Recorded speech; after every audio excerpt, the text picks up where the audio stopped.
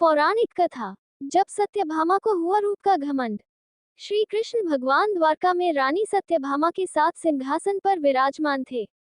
निकट ही गरुड़ और सुदर्शन चक्र भी बैठे हुए थे। तीनों के चेहरे पर दिव्य तेज झलक रहा था। बातों ही बातों में रानी सत्यभामा ने श्री कृष्ण से पूछा कि हे प्रभु, आपने त्रेतायुग में राम के रूप में अवतार लिया था, सीता आपकी पत्नी थी, क्या वे मुझसे भी ज्यादा सुंदर थी? द्वारकाधीश समझ गए कि सत्यभामा को अपने रूप का अभिमान हो गया है। तभी गरुड़ ने कहा कि भगवान, क्या दुनिया में मुझसे भी ज्यादा तेज गति से कोई उड़ सकता है?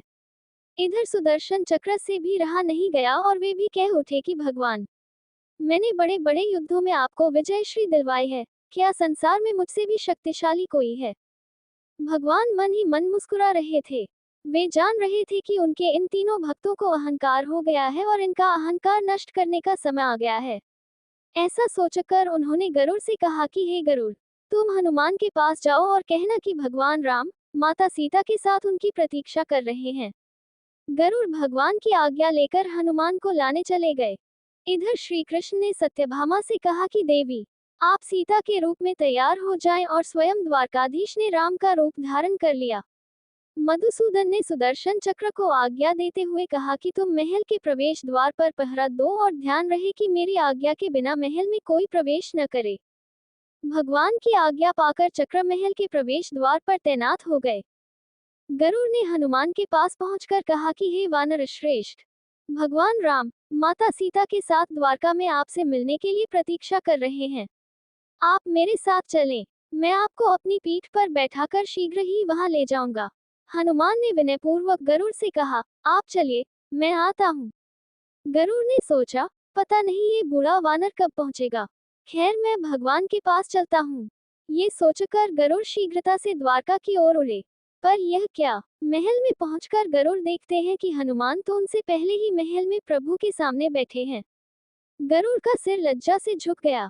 तभी श्रीराम ने हनुमान से कहा कि पवन पुत्र, तुम बिना आज्ञा के महल में कैसे प्रवेश कर गए? क्या तुम्हें किसी ने प्रवेश द्वार पर रोका नहीं? हनुमान ने हाथ जोड़ते हुए सिर झुकाकर अपने मुंह से सुदर्शन चक्र को निकालकर प्रभु के सामने रख दिया। हनुमान ने कहा कि प्रभु, आपसे मिलने से मुझे इस चक्र ने रोका था, इसलिए इसे मुंह में रख मैं आपसे मिलने आ गया। मुझे क्षमा करें। भगवान मन ही मन मुस्कुराने लगे। हनुमान ने हाथ जोड़ते हुए श्री राम से प्रश्न किया, हे प्रभु, आज आपने माता सीता के स्थान पर किस दासी को इतना सम्मान दे दिया कि वह आपके साथ सिंहासन पर विराजमान है? अब रानी सत्यभामा का अहंकार भंग होने की बारी थी। उन्हें सुंदरता का अहंकार था, जो पल भर में चूर हो गया था। रानी सत्यभामा, सुदर्शन चक्र व गरुड़ जी तीनों का गर्व चूर चूर हो गया था। वे भगवान की लीला समझ रहे थे। तीनों की आंखों से आंसू बहने लगे और वे भगवान के चरणों में झुक गए। अद्भुत लीला है प्रभु की। अपने भक्तों के अहंकार को अपने भक्त द्वारा ही दूर किया उन्होंने। सार, जीवन में कभी भी अहंकार नहीं करना चाहिए। जरूरी नहीं है कि आज जो आपके पास है वह कल भी होगा। अपने अंदर जरा सा भी अगर अहंकार आने लगे तो स्वयं ठाकुर जी हमसे दूर हो जाते हैं। ठाकुर जी को स्वार्थ भक्तों की ही जरूरत है, अहंकारी की नहीं।